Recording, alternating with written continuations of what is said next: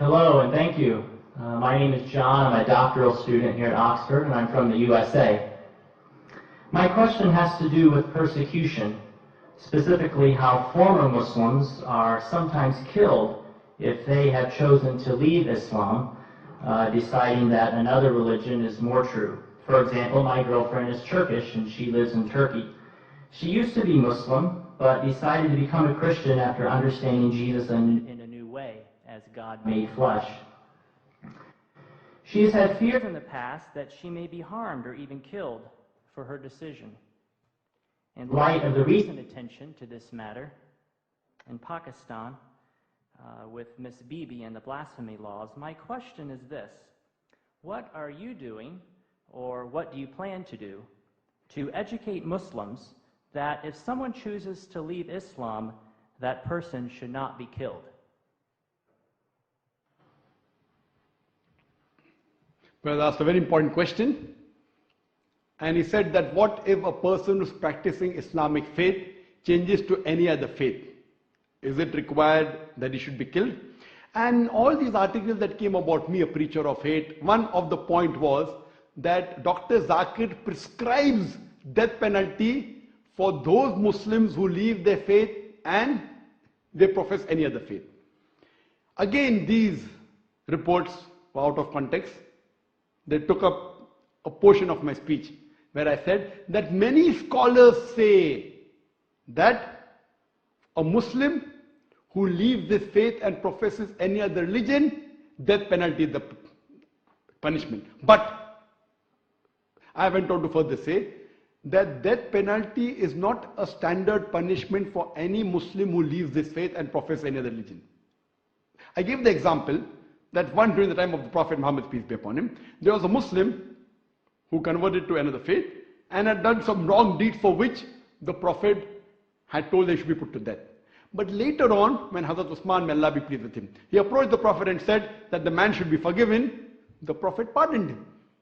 This incident proves that death penalty is not the standard rule for any Muslim who changes his faith. If he does some act which requires to be punished by death, depending upon the act he has done. But according to Islam and according to Prophet Muhammad, peace be upon him, according to me, death penalty is not the standard rule for any Muslim who changes his faith and professes any other religion. And that's what I've told in my talks. But unfortunately what they do, they pick up a portion of my speech from the YouTube and they show it to the Home Secretary and the Home Secretary believes it. What you have to see is in context. I'll give one more example I'd like to give.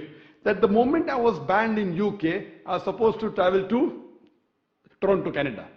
Immediately when the ban was effected, even my visa for Canada was cancelled. They also had a 5-year visa. And I heard on the Toronto news, it says, here the preacher of the preacher of hate. Hear what he says. And then they show my clipping. That when you beat your wife, don't beat on the face, point number 1. When you beat, you should not leave a mark on the body. Finish. Now they are showing a clipping, a portion of my answer. Anyone who hears these two statements, when you beat your wife, don't beat on the face. When you beat, do not leave a mark on the body.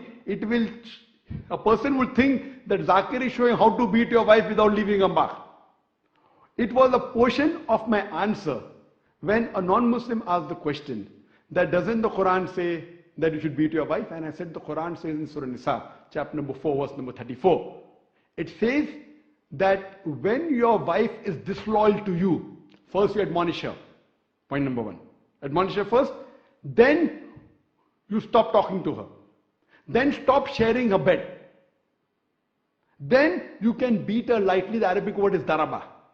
And when someone asked Ibn Abbas, may Allah be pleased with him, the companion of the Prophet, he said it means like beating with a toothbrush. And further the commentary says, so the Prophet said, when you beat your wife, you should not beat on the face, point number 1. Beat her in such a way that there is no mark left on the body. So this part was shown and I continued.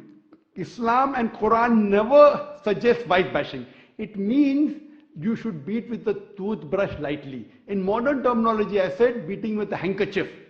Just a symbolic beating, such that you don't beat on the face, even the symbolic beating, and don't beat in a way in which there's no mark left on the body. That means it's an admonition. It's just a symbolic beating. So they cut off all the portion and show only 2 sentences of mine, and they promote that Zakir is a person who's against women. So these things were also done regarding the death penalty for a person who changes the faith from Islam. But as I told you, in Islam, the standard rule is not death penalty for a Muslim who changes his faith to any other religion.